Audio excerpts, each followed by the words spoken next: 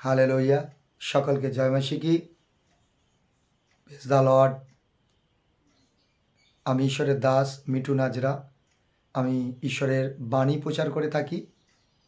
তো আজ আমরা আপনাদের কাছে ঈশ্বরের বাণীর বিষয়ে কিছু কথা বলবো, যে খুবই ভেরি ইম্পর্টেন্স আমাদের জীবনে চলার পথে। আর আমার মুখের এই ওয়ার্ডকে যদি আপনারা মেনে চলতে পারেন, আপনাদের জীবনে অনেক কিছু আপনি উজ্জ্বলতাকে দেখতে পাবেন, আশিসকে দেখতে পাবেন এবং সফলতাকে দেখতে পাবেন। হালেলুয়া। তো আমরা যদি আমাদের সকলের কাছে পবিত্র শাস্ত্র থাকে, আপনি খুলতে পারেন যিশাইয় 41:10। সেখানে বলা আছে, ভয় করো না, সাহস করো, আমি তোমার সঙ্গে সঙ্গে আছি। আমি শুধু এই ওয়ার্ডটার কথাই বলবো। আমরা চলার পথে যে কোনো পরিস্থিতিতে আমরা যদি ভয় করি, হতে পারে আমি রোগ নিয়েই বিষয় বলি, যে আমাদের চলার পথে কোনো কোনো মানুষের এত বড় রোগ হয়ে যায় যে রোগেতে কোনো উত্তর পাওয়া যায় না, যে চিকিৎসা করার পরও কোনো আমরা আশা করতে পারি না। আর সেই সময় আমাদের এক ভয় আসে, আর সেই ভয় আমাদের জীবনকে আরও নষ্ট করে যায়। হতে পারে কারো জীবনে অ্যাক্সিডেন্ট হয়, আর অ্যাক্সিডেন্ট হওয়াতে তার জীবনে এমন ভয় আসে, সেই ভয়ে তাকে জীবনে সুস্থতা করতে পারে না।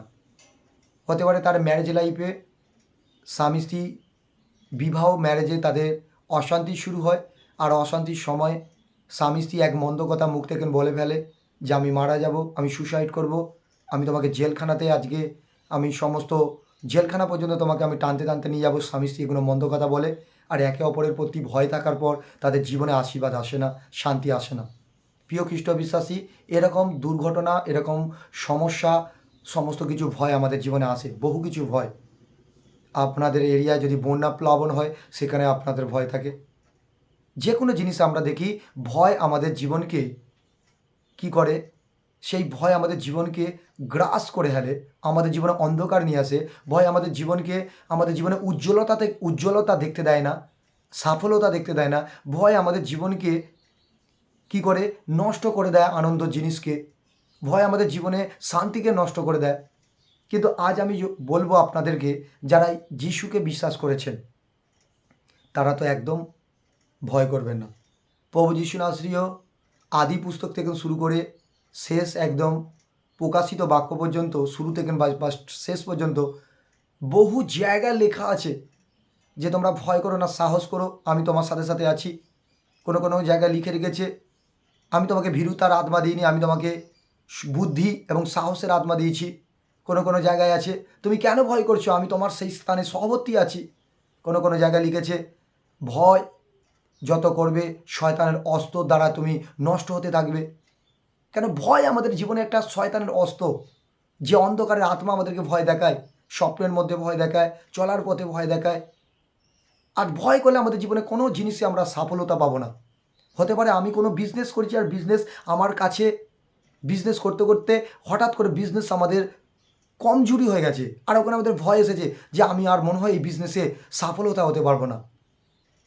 প্রিয় বন্ধুরা, প্রিয় দাদা ভাইরা, প্রিয় খ্রিস্ট বিশ্বাসীরা, ভাই বোনেরা, এটা ভাবুন, একবার আপনি অনুভব করুন, ফিলিং করুন যে ওই সময় ভয় আমাদেরকে সফলতা আনতে পারে না, ভয় আমাদেরকে পিছন রাস্তা দিকে টেনে নিয়ে যায়।